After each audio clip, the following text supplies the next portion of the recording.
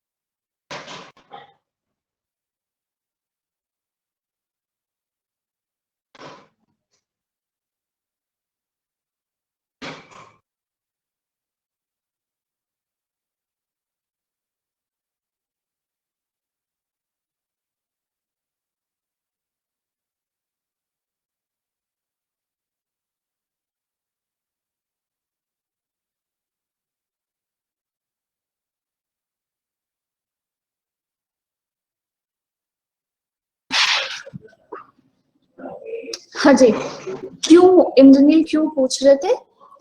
इसलिए बेटा क्योंकि due to the like you know there are many numbers of classes, है ना.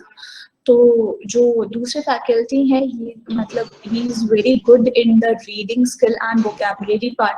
I am very good in grammar part. So reading skill and vocabulary will be taught by him. Grammar is done by me. Okay? So it will be like that. कोई issue नहीं है ना किसी को भी? मुझे लगा आप छोड़ के जा रहे हो. अच्छा, अब तुम्हें ऐसा क्यों लगा? नहीं, आप ये कहते ना कि दूसरी फैकल्टी में बीच में आया, मैंने इतना सुना कि दूसरी फैकल्टी करवाएंगे, मेरे को लगा मैम भी जा रही है क्या.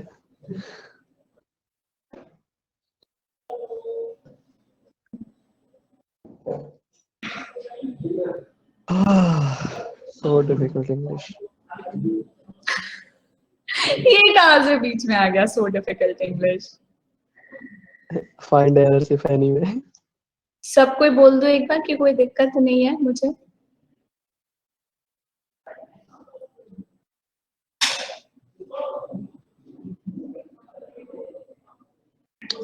देवप्रिय होता तो कहता ये क्या हो रहा है. क्यों वो ऐसा क्यों कहता? बाबा उसको आपकी क्लास ज्यादा अच्छी लगती है ना. क्या बात चल रही है मैम? याशिका बोलो, इंद्रनील बोलो, नैना ने बोल दिया, स्मिता, तनिष्क कुछ तो बोलो भाई. What's wrong with you guys? कोई कुछ बोल ही नहीं रहा, सब शांत बैठे हैं. I am expecting an answer from you.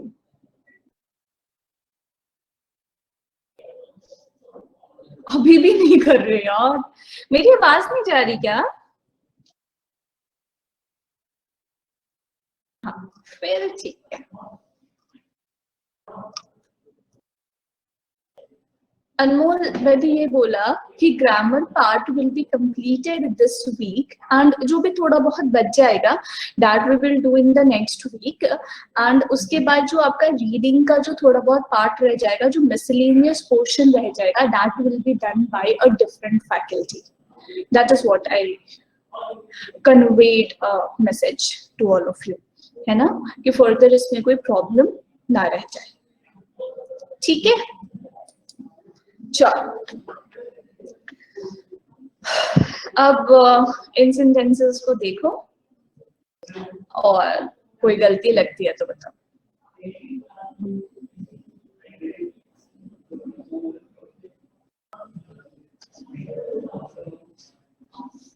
Second, remove that.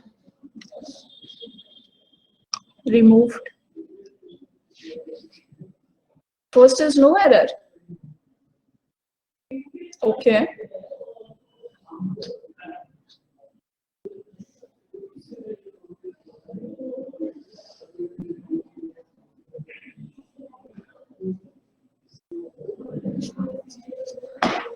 3 and 4.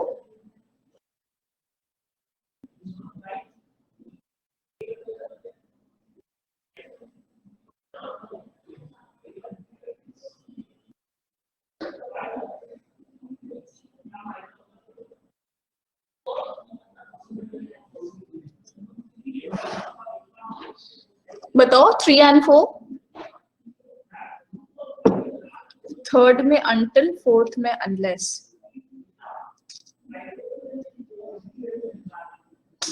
Indranil until में सिंगल एल होता है यार, क्या कर रहे हो?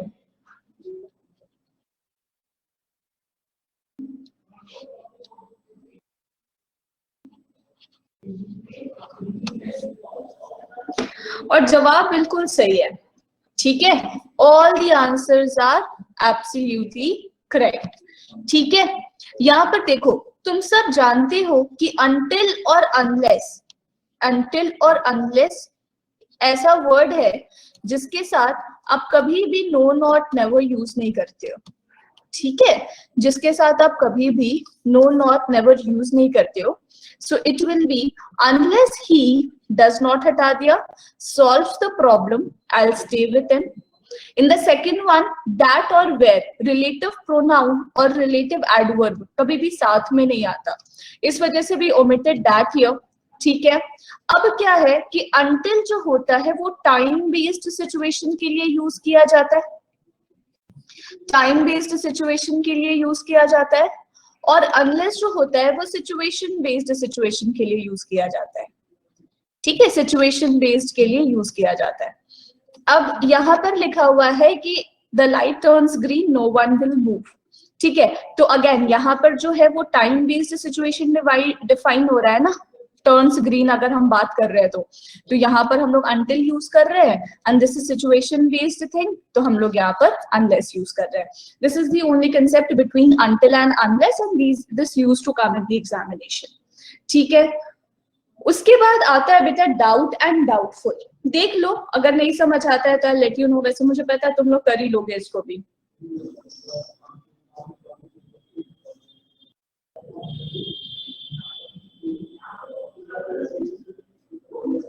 और मैं बता दूं, देवोप्रियो, याशिका और नैना, इन तीनों का बस ऐसे आया है अभी तक, और किसी का नहीं आया.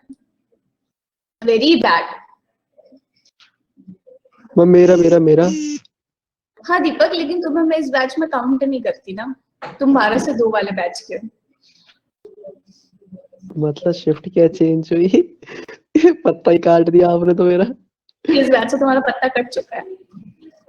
मैम परंतु कट ऑफ तो बता दीजिए. बता तो दिया, अभी तक तो 14 है मेरे मतलब सॉरी, उस मेरे कितने थे मैम? अब याद थोड़े ना है, मैंने लिख तो दिया था उस वाले बैच में. मैम मैं बीच में चला गया था. कोई बात नहीं, कल फिर बताऊंगी, कल देख लेना. Context wise it was okay, context wise it was good, but rule wise like I felt कि बड़ा ज्यादा प्रॉब्लम है सोसाइटी से. नहीं देवप्रिया, ऐसा तुम्हें नहीं लगा? बड़ा सा ज्यादा सा प्रॉब्लम है सोसाइटी से. मतलब यू टोटली डिसएग्री कि नहीं भाई वुमेन सेफ नहीं है, तुम कुछ भी कर लो, तुम कुछ भी कह लो.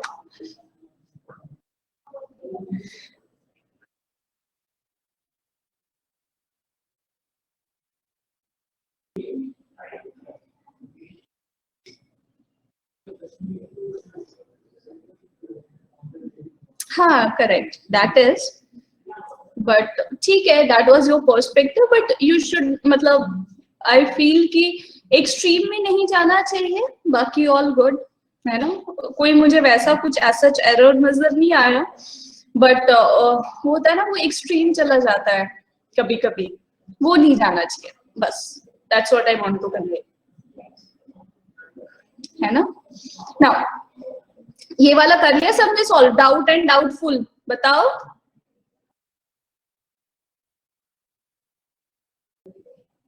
कम ऑन गाइस, बोलो यार.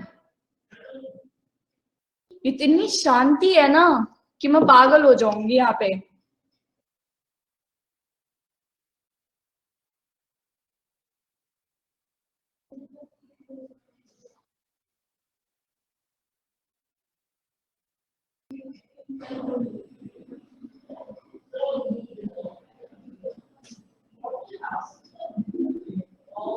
खुलेआम लिखो अगर नहीं आता तो ये बताना था ना मैम तुमसे। नहीं आता। तो ये भी तो नहीं बोल पा रहे हैं कि नहीं हम आता। ट्राई कर रहे थे, फिर लास्ट में बोलना ही पड़ गया नहीं आ रहा। देखो, दो तरीके के आपके सेंटेंस होते हैं, एक अफर्मेटिव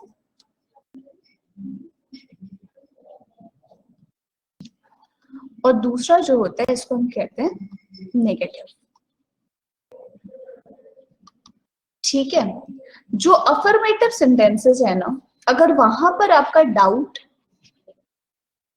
या डाउटफुल वर्ड यूज हो तो वो जो है पेयर बनाएगा हमेशा इफ या वेदर के साथ। ठीक है, नॉर्मली आप इफ यूज कर सकते हैं, like he doubts if she will help him. ठीक है, लेकिन अगर यहां पर ऐसा लिखा हुआ होता कि ही doubts she will help him और नॉट, हेल्प हिम और नॉट, तो बेटा जब यहाँ पर और आ जाता है तो आप इफ के आप वहां पे फिर इफ नहीं यूज कर सकते, आप हमेशा वेदर यूज करते हैं, क्योंकि वेदर जो वर्ड है ना, whether always makes pair with और। ठीक है, और अगर नहीं है तो आप इफ या वेदर में से कुछ भी लगा सकते हो, लेकिन अगर वहां पे और है तो सिर्फ वेदर आएगा। ठीक है, और अगर नेगेटिव सेंटेंस है, नेगेटिव सेंटेंस मतलब नो नॉट नेवर वहां पर यूज्ड है, और उसके बाद अगर आपका डाउट और डाउटफुल वर्ड आया हुआ है तो वो पेयर हमेशा दैट के साथ बनाता है। ठीक है, तो is not doubtful that I will finish his work in time is correct. समझ में आया? तो पहले में इफ हो जाएगा और दूसरा सेंटेंस करेक्ट है।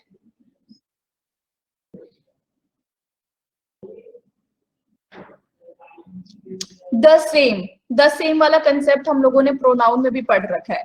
द सेम के साथ हमेशा क्या आता है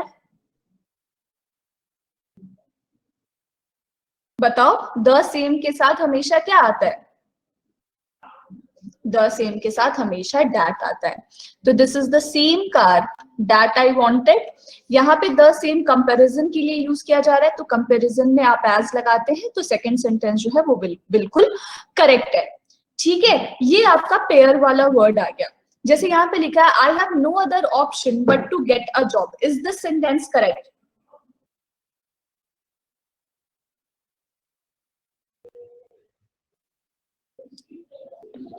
बट की जगह पे जो अदर हो गया, रादर हो गया, है ना, नो सूनर हो गया, yes, these are the words which makes pair with than. So with respect to this, you will be writing than here. I have no other option than to get a job. This I have already discussed in the previous class कि both हमेशा pair किसके साथ बनाता है? Both हमेशा pair किसके साथ बनाता है? कल वाली क्लास में डिस्कस कराया था।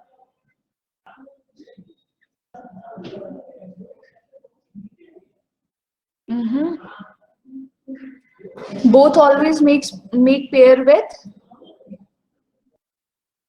come on,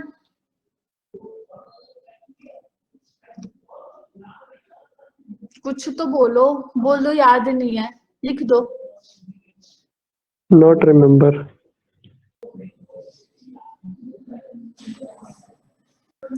और लोग भी लिख दो not remember. As well as. Excuse me, both the rich. शांत हो जाओ वरना कंप्यूटर फूट जाएगा आज मुझसे। Both always makes pair, both always make pair with and. ठीक है, तो यहाँ पे लिखा है बोथ द रिच, तो आप उसके साथ लिखोगे एंड द पुअर। ठीक है, और जो भी वर्ड होते हैं ना, एज, सिंस, देयरफॉर, इन वर्ड कभी भी किसी के साथ पेयर नहीं बनाते। अगर इन वर्ड से कभी भी कोई भी सेंटेंस बना हुआ होता है तो उसके बाद हमेशा कॉमा आता है। सो यहाँ पर सो नहीं आएगा, सिंपली कॉमा लगाओगे और आप दूसरा क्लॉज को स्टार्ट करोगे। सो दिस इज द आंसर। और ये कुछ वर्ड्स हैं जो हमेशा पेयर में आते हैं और इसको इसी तरीके से डिफाइन किया जाता है। And the last slide of conjunction, uses of when and while. बेटा व्हेन तब यूज करते हो जब फर्स्ट एक्शन कंप्लीट हो जाता है, ठीक है, फर्स्ट एक्शन कंप्लीट हो जाता है और उसके बाद दूसरा एक्शन स्टार्ट होता है, ठीक है, फर्स्ट एक्शन कंप्लीट हो जाता है और उसके बाद सेकंड एक्शन स्टार्ट होता है। एंड व्हाइल आप तब यूज करते हो जब कंटिन्यूएशन में होता है, मतलब फर्स्ट एक्शन चल ही रहा है और बीच में दूसरा एक्शन स्टार्ट हो गया, ठीक है। So when he was walking in the field a snake bit him. तो यार जब वो फील्ड में घूम रहा था तब उसको स्नेक ने काटा, ये कंटिन्यूएशन ऑफ एक्शन डिफाइन कर रहा है ना। तो in the first sentence you will be using while, it should be while. While he was walking in the field, a snake bit him. While I come to her home, she was sleeping. तो यहाँ पर क्या है, पहले तुम उसके घर गए तब दूसरा एक्शन तुमने देखा, तो यहाँ पर आप क्या यूज करोगे, when, ठीक है। और क्वेश्चन नंबर 3 देखो, in about 5 minutes they would cover the distance from the road to the point when the waves would begin to lick their feet. Is this correct?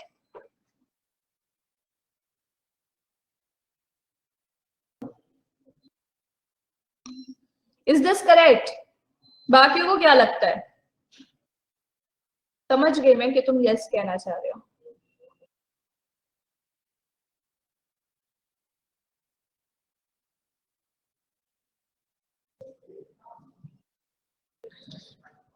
ये तो बेटा आस्क्ड क्वेश्चन है ना, तो लिख में और कुछ नहीं कर सकते हैं। बट यहाँ पर डोंट यू थिंक कि व्हेन के जगह पे वेयर होना चाहिए, व्हेन के जगह पे वेयर होना चाहिए।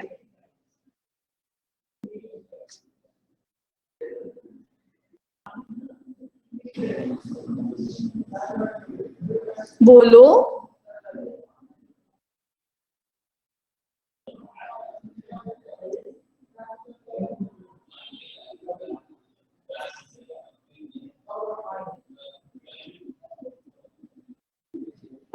इट्स वेरी सिंपल बेटा, ये जितने भी आपके WH वर्ड होते हैं ना, वेयर हो गया, हाउ हो गया, विच हो गया, वॉट हो गया, तो ये सब ही, ये सारे वर्ड्स आपका रिलेटिव प्रोनाउन या रिलेटिव एडवर्ब के तरीके से यूज किए जाते हैं, ठीक है। अगर आपका कहीं पर भी प्लेस किसी भी रेस्पेक्ट में डिफाइन हो रहा हो ना, तो आप वहां पर वेयर यूज करते हो, और यहाँ पर कंसेप्ट प्लेस का है तो उसके रेस्पेक्ट में हम यहाँ पे वेयर यूज करेंगे, ठीक है।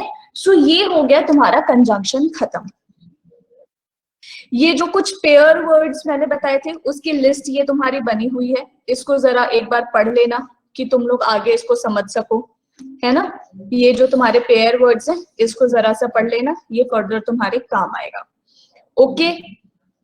उसके अलावा और कुछ नहीं है ऐसा जो बच गया हो, सब कुछ वी हैव कंप्लीटेड नाउ। अब यहाँ पे ना 2 वैरायटी ऑफ क्वेश्चन है जो आपके बैंकिंग एग्जामिनेशन में आते हैं, ठीक है। These are the types of question which used to come in the banking examination. Zoom नहीं किया जा सकता थोड़ा?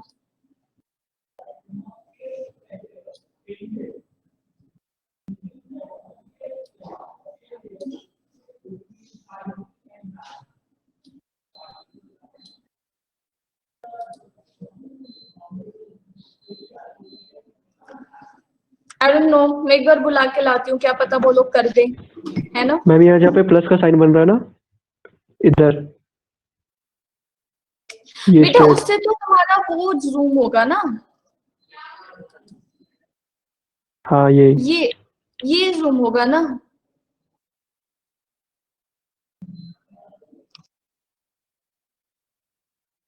मैम तो ये नहीं करना। Bottom left to the screen. I'll call them na, they will do it. I'm not very good in this technical part, yeah. मैं आती हूँ बुलाकर, फिर they will look to it. क्या बोल रहे हो, क्या बोल रहे हो?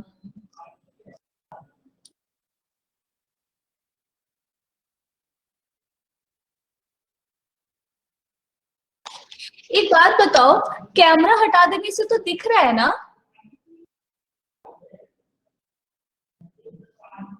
तो कैमरा हटा दो, सो सिंपल। फालतू में हम इसको कॉम्प्लिकेट कर रहे थे। उफ, ठीक है।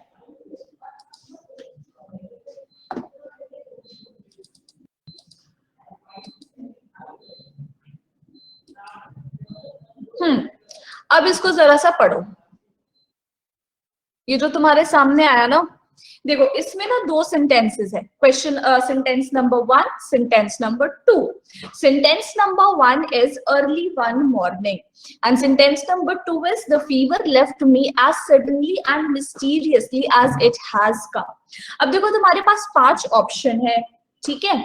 आपको इन पांचों में से एक ऐसा ऑप्शन चूज करना है जो इन दोनों सेंटेंसेस को प्रॉपरली ज्वाइन करके कोहेरेंट सेंटेंस मतलब मीनिंगफुल सेंटेंस में कन्वर्ट कर दे और ये दोनों सेंटेंस प्रॉपरली कनेक्ट हो जाए और जो लिटरल मीनिंग है वो मीनिंग भी चेंज नहीं होनी चाहिए। ठीक है? This is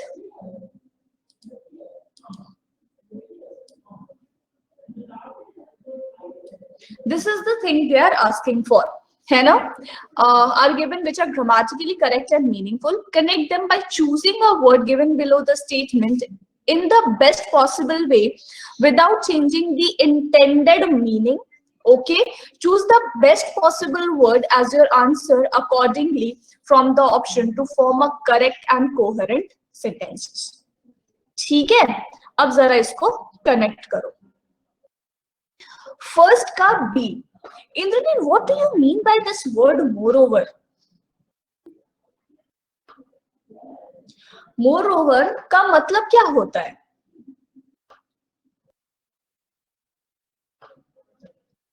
To add something with respect to the context in the first line.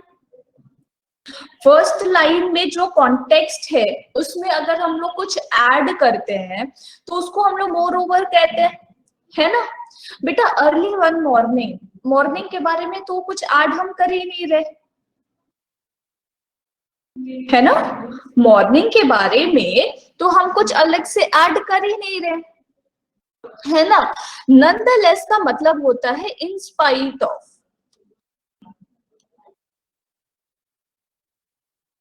के बावजूद का कोई सेंस आ नहीं रहा है,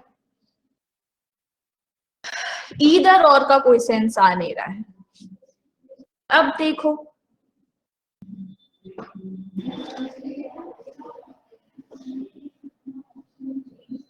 वन का सी, 2 का ई। क्या बात है, क्या बात है, very good, absolutely right answer, है ना?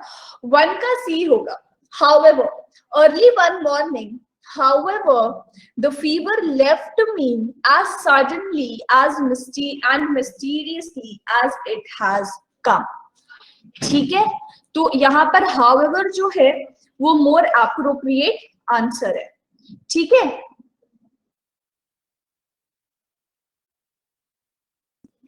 अब उसके बाद दूसरा सेंटेंस देखो। दूसरा सेंटेंस जो है तुम्हारा, the sky had grown darker again, the wind made queer sobbing sound as it swept over the valley. बेटा बट हम कब यूज करते हैं? जैसे रोहन और याशिका ने बट आंसर किया है, तो बेटा बट हम कब यूज करते हैं? जब एडवर्स सिचुएशन होता है, मतलब पहला पॉजिटिव हो दूसरा सेंटेंस नेगेटिव हो। लेकिन दोनों सिचुएशन तो एक ही जैसा है कि स्काई डार्क हो गया, विंड ऐसा साउंड निकाल कर बह रही है, वैली से नीचे की तरफ आ रही है, तो it's like in a continuation, है ना? तो उसके रेस्पेक्ट में अगर आप लोग देखोगे तो सबको पता है कि यहाँ पर कौन सा कंजंक्शन आना चाहिए? क्यूमुलेटिव कंजंक्शन, और क्यूमुलेटिव कंजंक्शन यहाँ पे क्या है? एंड है। So this is the reason, E is the right answer, ठीक है ना? 3 and 4 बाकी तुम लोग घर पे करोगे, 5 क्वेश्चन मैं करवाऊंगी, 5 क्वेश्चन होमवर्क रहेगा। He was an accomplished pianist and composer. He never published any of his work. 3 का B. Although, yes ma'am. Very good. Although is absolutely right answer. Although he was an accomplished pianist and composer, he never published any of his work. Absolutely right. What about the fourth one?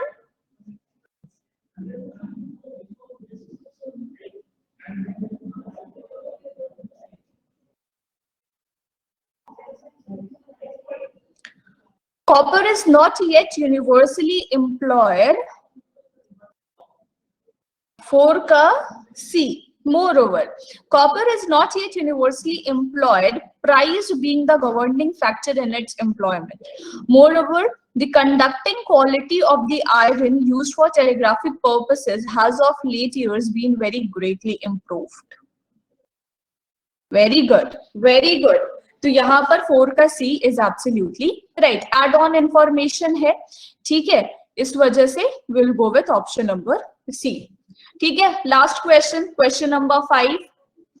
Imagine 1,000 new arts, none of which are even invented, each with 1,000 new great masters.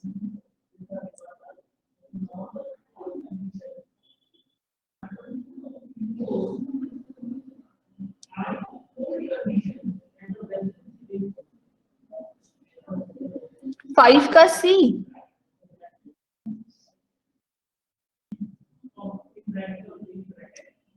Don't you think यहाँ पर adverse situation है? 1,000 new art को imagine करो जिसमें से कोई invent भी नहीं हुआ है, लेकिन फिर भी जो भी आर्ट्स है, जो भी 1,000 आर्ट्स है, वो सारे ग्रेट मास्टर्स के द्वारा दिए गए हैं, है ना? येट और बट में से yet will be the more appropriate one in learning.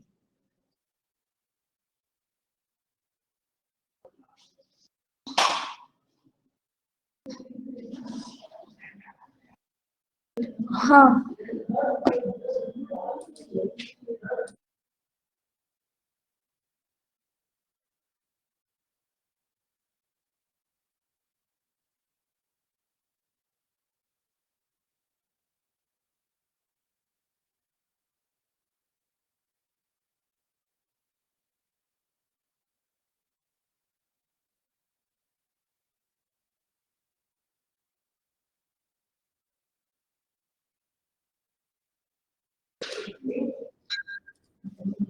Six भी सॉल्व कर लिया. 6 का A.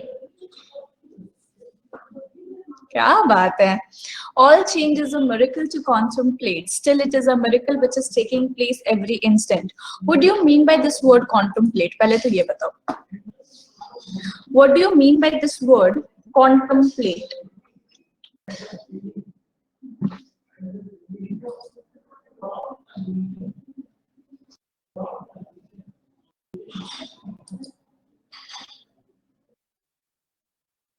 Guess. Guess is the meaning, or you're asking me ki, like, you can guess it or not?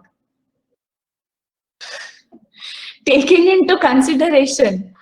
Okay, so it is like to think carefully.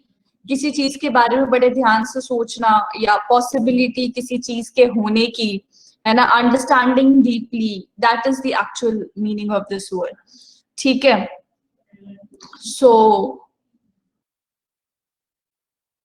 ये फिर तुम्हारा contradictory statement नहीं हो गया कि all change is a miracle? जो भी change है वो एक मिरेकल है, जो बहुत सोच समझ के लिया जा रहा है, मतलब जिसको बहुत कंसिडरेशन में रखकर, जिसको बहुत डीपली थिंक करके किया जा रहा है, लेकिन फिर भी ये जो मिरेकल है वो हर इंस्टेंट हो रहा है, हर एक सेकंड पे हो रहा है.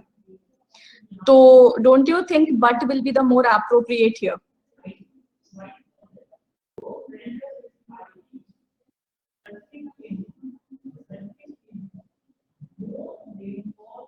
स्टिल बेसिकली ठीक लग रहा है तो ठीक है, मान लो बात. वैसे यहाँ पे स्टिल और बट दोनों चले जाएगा, है ना? स्टिल और बट दोनों चले जाएगा.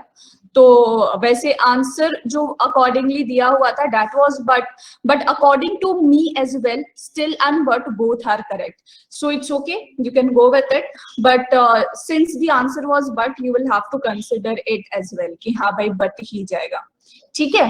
बट आई फील कि यहाँ पे स्टिल भी इनकरेक्ट नहीं है, because mostly they convey the similar meaning, no, so that is the reason. अब उसके बाद एक वैरायटी ऑफ सेंटेंस देखो, ये तुम्हारा प्रीवियस ईयर आस्क्ड क्वेश्चन है। यहाँ पर क्या है, this is the question of sentence connector, इसको सेंटेंस कनेक्टर कहते हैं।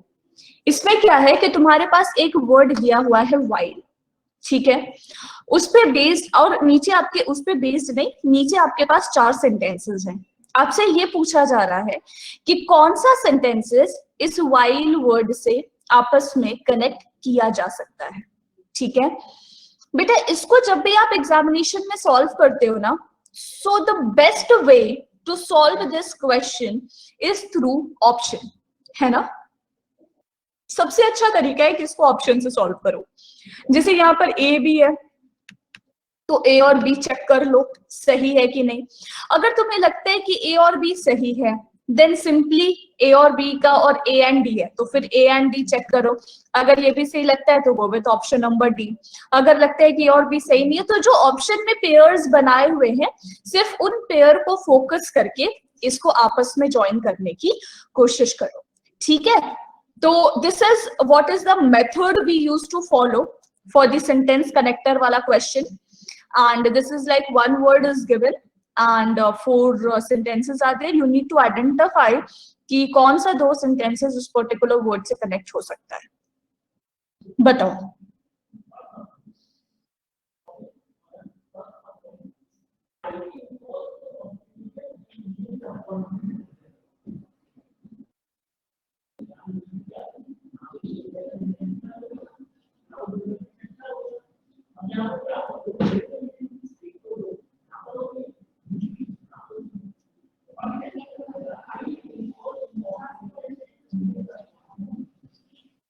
D, okay.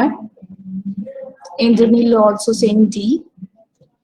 बाकी बच्चों का भी आंसर नेसेसरी है यार, बस 4-5 बच्चे आंसर करते हैं। अनमोल बताओ, दीपक बोलो, शांत रहने के लिए हो तुम क्लास में? रीडिंग। ओके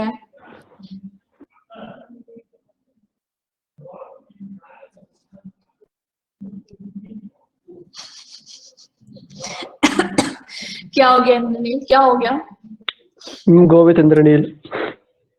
इंद्रनील ने क्या ऑप्शन दिया, पहले तुम ये बताओ कि तुम गो विथ इंद्रनील बोल दिया। D D D.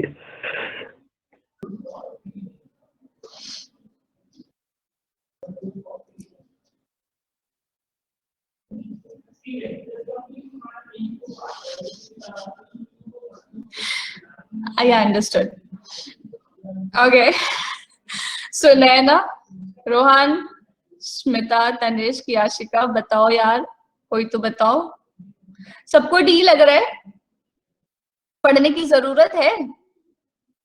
एक्सप्लेनेशन की जरूरत है किसी को?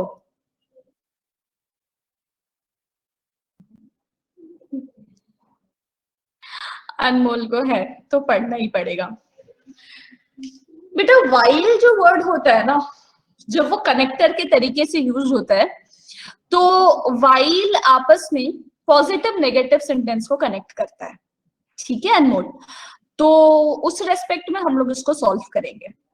पहला है point source pollution enters the environment and the place most affected is usually the area immediately around the source and are often neglected by the government। मतलब तो समझ में आ गया कि पॉइंट सोर्स पोल्यूशन जो है वो इन्वायरमेंट में एंटर करता है और उस एरिया को इफेक्ट करता है जहां पर जो सोर्स है बेसिकली उस पोल्यूशन का। मान लो कि कोई इंडस्ट्री है तो जिस उस अब इंडस्ट्री के आसपास का जो एरिया है वो तो डेफिनेटली उससे अफेक्ट होगा ही ना। So this is the meaning कि the place most affected is usually the area immediately around the source, ठीक है, और वो जगह जो होता है they are often neglected by the government. A great deal of water pollution happens not from one single source. जो great deal, जो सबसे ज्यादा वाटर पोल्यूशन है वो एक सिंगल सोर्स से नहीं होता है, but from many different scattered sources which is called non point source pollution and are taken care of. जिसको हम लोग नॉन पॉइंट सोर्स पोल्यूशन बोलते हैं और उसका ध्यान रखा जाता है. We know that pollution is a human problem because it is relatively recent development. अब यहाँ पे एक बात समझो ना अनमोल, कि बेटा यहाँ पर पॉजिटिव पॉइंट, यहाँ पर ऐसा बोला गया कि भैया ये एक सोर्स से होता है और गवर्नमेंट निग्लेक्ट करता है, ठीक है. यहाँ पर ऐसा बोला गया कि बहुत सारे सोर्स से होता है और गवर्नमेंट इसका ध्यान रखता है. अपोजिट स्टेटमेंट है, बोलो अपोजिट स्टेटमेंट है, और वाइल से कनेक्ट हो रहा है ना, तो ए और बी इसका पेयर बना देगा. ठीक, अब ए और बी चूंकि वाइल से कनेक्ट हो रहा है, बीसी कट जाएगा, सीडी कट जाएगा, ठीक है. अब एसी और एडी भी कट जाएगा. अब हमारे पास जो एक और ऑप्शन बचा है that is A and D, and we will just read it out. See तो अब हमें पढ़ने की भी जरूरत नहीं है. अब यहाँ पे हमें याद है कि वो ऐसा बोल रहा था कि पॉइंट सोर्स पोल्यूशन क्या होता है और उसको गवर्नमेंट नेग्लेक्ट करता है, ठीक है. अब यहाँ पे बोल रहा है कि many initiatives have been taken by local people to reduce pollution and take care of the point sources. अब यहाँ पे फिर से पोल्यूशन रिड्यूस करने की बात करी गई, उसका ख्याल रखने की बात करी गई, ठीक है, और पॉइंट सोर्सेज का ध्यान रखने की बात करी गई, ठीक है. पहले यहाँ पर बोल रहा है कि नेग्लेक्ट किया जा रहा है, डेफिनेटली पीपल अलग है, बट यहाँ पे नेग्लेक्ट करने की बात करी जा रही है, यहाँ पे टेक केयर करने की बात करी जा रही है.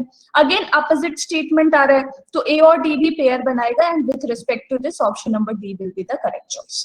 जहां पर कॉन्ट्राडिक्टरी स्टेटमेंट होंगे ना बेटा, उसको आप लोग वाइल से कनेक्ट कर पाओगे, ठीक है. सो इस वजह से here D will be the right answer. अब दूसरा एक और सॉल्व कर लो, लास्ट वन जो and से कनेक्टेड है. Nightingale came to prominence while serving as a manager of nurses trained by her during the Crimean War. यहाँ पे Nightingale है कौन? बर्ड है कि कोई इंसान है? और इंसान भी है तो कौन सा इंसान है, मतलब क्या नाम है उनका, एक्चुअल नाम बताओ.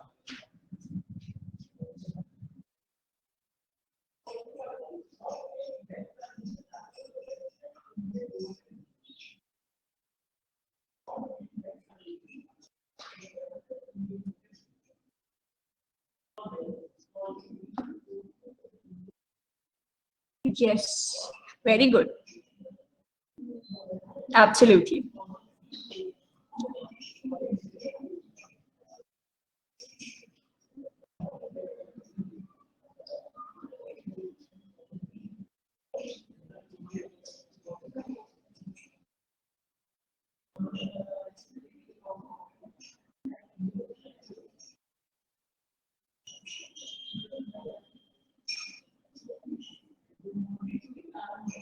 E, A, B and B, C.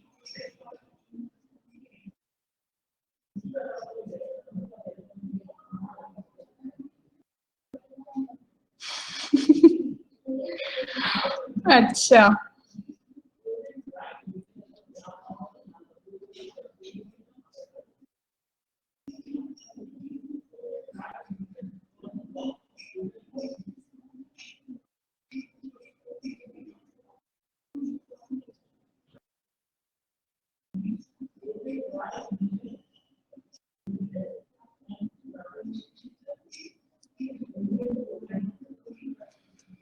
B और सी कैसे कनेक्ट हो रहा है देवोप्रियो, जरा समझाना.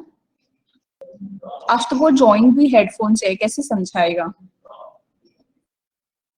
लेकिन आई वांट टू नो कि बी और सी कैसे कनेक्ट हो रहा है आपस में. Nightingale organized the tending to wounded soldier in the camp during the war, coming to be known as the Lady with the Lamp. And Nightingale's social reforms include. But ऊपर में तो social reforms की बात ही नहीं करी जा रही है, तो नॉर्मली बोला जा रहा है कि wounded soldier के लिए उन्होंने कैंप ऑर्गेनाइज किया वॉर के दौरान, जिसकी वजह से उनको लेडी विद द लैम्प का खिताब मिला. That is it.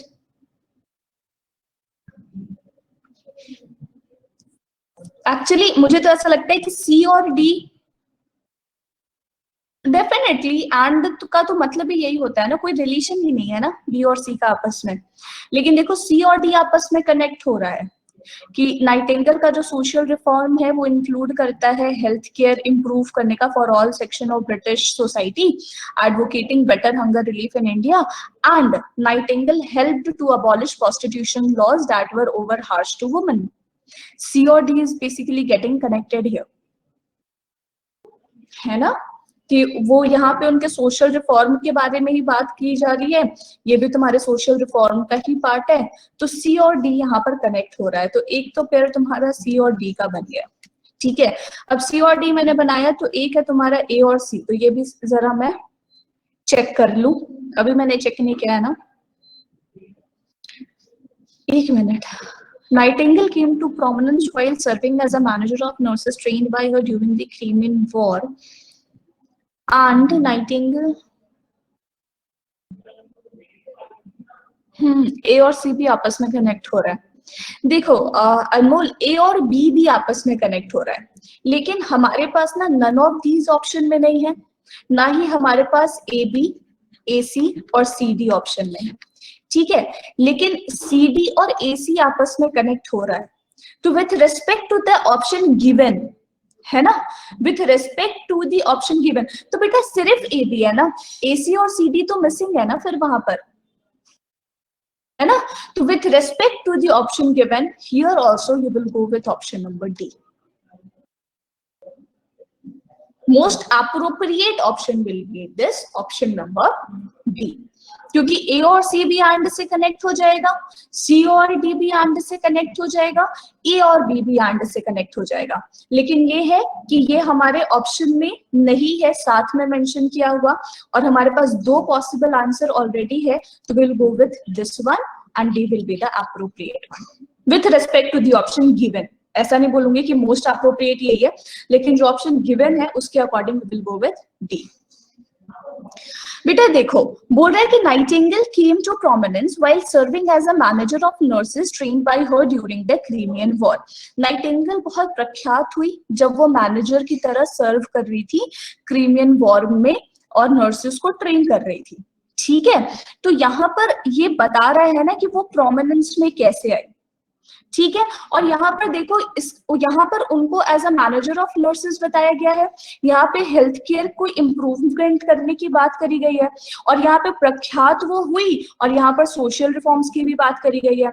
तो ये दोनों आपस में कनेक्टेड है ना वर्ड्स, इस वजह से ए और सी भी आपस में कनेक्ट हो जाएगा, ठीक है। तो A C and C D will be the right choice here. बात समझ में आई? तो बेटा these are the variety of questions जो आपके कंजंक्शन बेस्ड आ सकते हैं, जिसको ये एक तुम्हारा सेंटेंस कनेक्टर का हो गया, ये तुम्हारा कंजंक्शन रिलेट करके दो सेंटेंस को ज्वाइन करने का हो गया, दूसरा आपका एरर डिटेक्शन हो गया, ठीक है। कंजंक्शन समझ में आया? किसी को कुछ पूछना है, किसी को कुछ बोलना है तो बोलो। मेरी क्लास ओवर हो गई है और तुम्हारे पास 10 मिनट है, कर लो। पता नहीं, मैंने खेला नहीं है, अनमोल ने मना कर दिया तो मत करो, फिर क्या फायदा।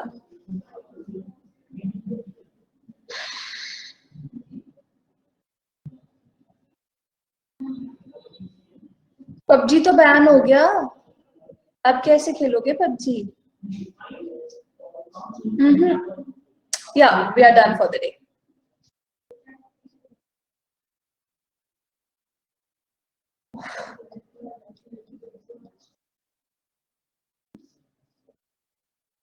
बाय बाय बाय बाय देवप्रियो।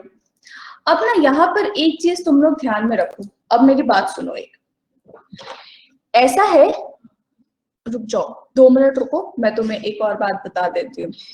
ऐसा है, सिंस तुम्हारे टॉपिक्स खत्म हो गए हैं, है ना, तो जो तुम्हारे ग्रामर रिलेटेड क्वेश्चंस होंगे ना, ग्रामर रिलेटेड, जैसे कि तुम्हारा एरर डिटेक्शन हो गया, ठीक है, और तुम्हारा सेंटेंस इम्प्रूवमेंट हो गया। ओके, या फिर तुम्हारा सेंटेंस स्टार्टर हो गया एंड मैच द कॉलम हो गया। अब जितना बन पड़े उतना इनकी प्रैक्टिस करो।